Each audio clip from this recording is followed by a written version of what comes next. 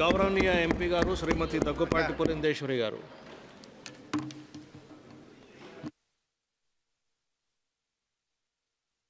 Having given me the opportunity to partake in the discussion pertaining to the allocations made for the Ministry of Health and Family Welfare. Sir, initially I would like to congratulate Srimati Nirmala Sitharamanji for having presented her 7th consecutive budget in the House, and also I would like to congratulate Sri Nadda ji, who has very ingenuously made the allocations for the various departments in his own ministry, keeping in mind the challenges that the country is facing today pertaining to the health sector. Sir, even as India is making great strides in terms of GDP, where the world GDP is about 3% and the GDP of India is estimated to be anywhere between 7.2 to 8%, India is in a state of economical and demographical transition today. And keeping this in mind, I think when it comes to the health sector, there is a lot more space for us to actually maneuver and to move around. Sir, to achieve the set targets in our country when it comes to health, I think the infrastructure in our country also needs to ramp itself up. And the health infrastructure has been stretched and it needs to be strengthened further. Having said that, sir, against this background, the very thought to establish wellness centers, because if we have to take into consideration the health concerns of the country at the tertiary level, I think our roots will also have to be very strong. And going by what is said earlier by our ancestors, that prevention is better than cure, the setting up of wellness centers at the ground level, I think, is a very welcome measure, wherein the primary health screening is done, and then probably, if so required, they would be sent to for tertiary care to district and other higher hospitals. Sir, even as I appreciate and welcome the setting up of the wellness centers, which are the Arogya Kendras at the grassroots level, I think we would also have to introspect on the condition and situation of our CHCs and PHCs. So today they are literally starved of infrastructure at the CHCs and PHCs, where we do not have the required number of doctors in place or paramedics in place. And I'm sure all of us have been seeing time and again in media where even power or electricity has been cut to these CHCs and PHCs, and in the light of the torches, there have been surgeries that have been done too. So I think we need to kind of work with the state governments as well to ensure that the infrastructure at the CHCs and PHCs are strengthened. I have been listening with rapt attention to my colleagues on the other side of the benches who have repetitively been speaking about the 2.5% of the GDP that needs to be allocated for health, and the central government not doing enough when it comes to allocation. So may I remind them that the 2.5% of the GDP that needs to be allocated for health is not necessarily the central government alone, but the states would also have to be proactive and forthcoming to put in their allocations, and we see largely that the states are not so forthcoming when it comes to their priorities when it comes to the health, sir. And sir, I have also been listening to my friends on the other side when they're repetitively talking about out-of-pocket expenditure, which is large in our country. But we also have to appreciate, sir, the work done by the interventions done by the central government by setting up not only the wellness centers which help in screening of the patients, but also in setting up the Janasena Kendras, because largely the patients have to spend large amounts of money, and the burden on the people of India is largely when it comes to medicines. So the Janasena Kendras actually help in reduction of expenditure to the patients, and also the Ayushman Bharat, which actually provides insurance coverage for 50 crore population in our country. So even as I speak about the Ayushman Bharat, I would definitely have to talk about my state of Andhra Pradesh, where there was a scheme that was run in the name of Arogya Shri, and the then Chief Minister, Shri Jagan Reddy, he applauded himself and said that he was expanding the Ayushman Bharat because Ayushman Bharat covered only about 1,000 and odd health initiatives, whereas his own scheme covered more close to about 2,000 plus.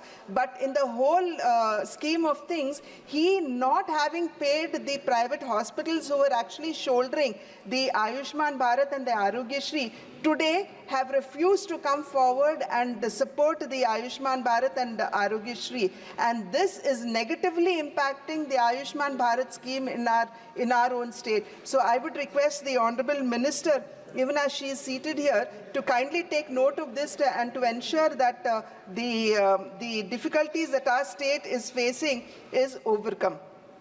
Sir, having said that, the skilled workforce in our country is also a problem. Like, for example, physicians. We have just about 7 physicians for about 10,000 population in our country, whereas the requirement is largely more. So keeping that in mind, the intent to actually increase the number of colleges and to connect them to the government hospitals is very welcome. But however, sir, we need to keep in mind that even as we increase the number of colleges, the required number of teaching staff is also going to be an issue for us, and in our attempt, or in all the good intent that the central government has to improve the workforce, I think we need to keep in mind the quality also. As I had mentioned, there is a shortage of teaching staff already in the medical colleges, and how do we fill this gap is going to be an area of concern for us.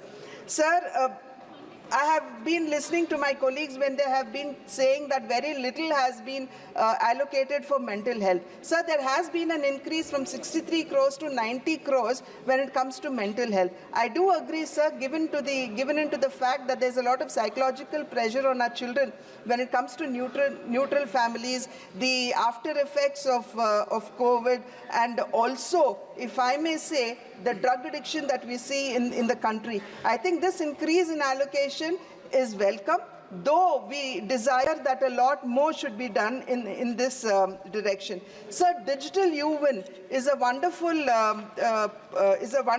intervention, sir, where people largely who are migrating, we have a lot of migrant force, and when they are migrating, they do not have to carry their physical records, but they have it all stored in a digital portal, and wherever they go, for them to access them would be very easy, and the medical records are safe, and this is assuring the entire country that it is also kept confidential. So the digital U-win is really welcome. Sir, the increase of 4% for research is very, very important in our country today, because we see an increase of non-communicable diseases. And even as I speak, we are also hearing of new diseases that are coming in the form of Nipah and so on and so forth. And therefore, we need to really increase our allocations for research to ensure that we are able and capable to face such challenges that come up. Needless to say, the other interventions in the medical sector as well. And therefore, sir, the increase in allocation for research is really welcome, sir. Sir, having said that, we need to also look at the interim budget, the provisions in the interim budget, even as we look at the provisions in the budget itself. Sir, in the interim budget, there has been mention that Ayushman Bharat would today be extended to Anganwadi workers, Asha workers, and other workers at the Anganwadis, and also senior citizens who are 70 plus. Sir, today we have, even as we talk of our demographic dividend, we have longevity that has increased in our country, and where we were talking about 62, 65 years, today we are talking about 72 to 75 years of longevity. So keeping that in mind, sir, geriatrics has been a very, very neglected section when it comes to the health sector. So keeping that in mind, sir, I think extending the Ayushman Bharat cards to 70 plus senior citizens is rather very welcome, and would support them even in their even at the older ages. Sir, I was also listening to many of my colleagues who were talking about setting up of tertiary hospitals like AIIMS, where the number of AIIMS have increased, but the speed at which the construction should happen has not been happening. Sir, but we need to also keep in mind that state governments, as their share, would have to provide the infrastructure, wherein largely when it comes to our own AIIMS in Mangalagiri in Andhra Pradesh, there had been an inordinate delay in construction of AIIMS because the state government would not remove the high tension wires from this site or remove the electrical things that were existing there. So there was an inordinate delay. Besides that, 10 crores of rupees was all that we were looking for from the state government to provide drinking water and water facility to AIIMS. But even that was denied for a long time, which actually delayed the construction of AIIMS. Therefore, state governments, sir, would have to be very forthcoming when the central government is all willing to go out and do everything to improve the health infrastructure in our country. I think even the state governments would have to come forward, sir. Sir, as I was talking about the digital mission, the ABDM, sir, which was launched in 2021 as part of Ayushman Bharat Digital Mission, we need to keep in mind that the health records, sir, have been today are 39.77 crores that have been linked with Aadhaar cards. When you link them with Aadhaar cards, sir, as I had spoken about UWIN, it makes it very easy for them when they travel with their Aadhaar cards to access their records which are digitally saved, sir. And sir, the Jan Aushadhi Kendras, as I had mentioned earlier, the Jan Aushadhi Kendras today, they provide medicines at a much cheaper rate, almost 50 to 90% cheaper than what they are available, or lesser in rate as to what they are available in the markets. And just recently, the 10,000 Jan Aushadhi Kendra was actually inaugurated, sir, at AIIMS in Devgarh last year.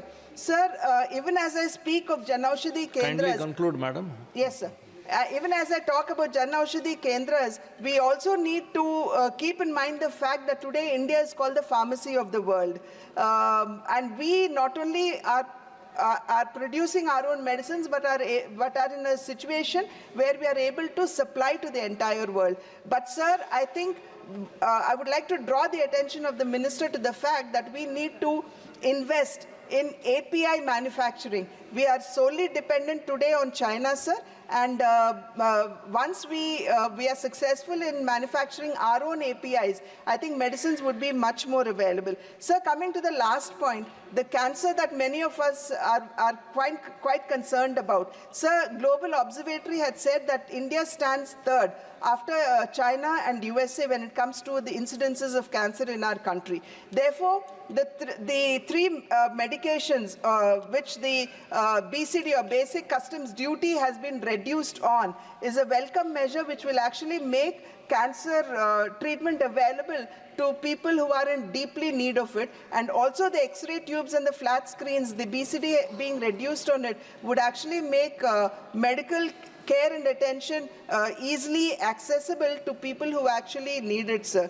Sir, I would only like to conclude by saying that even as the central government provides for the healthcare in the country, it is up to the states to also come forward proactively and avail the support that the central government is coming. So even as the central government comes up with a health policy, it would be ideal if state governments could come up with a health policy of their own, keeping their own issues of the state in mind, so that they can come up with innovative interventions to ensure that health is made available and reachable to all. Thank you, sir. Thank you, ma'am.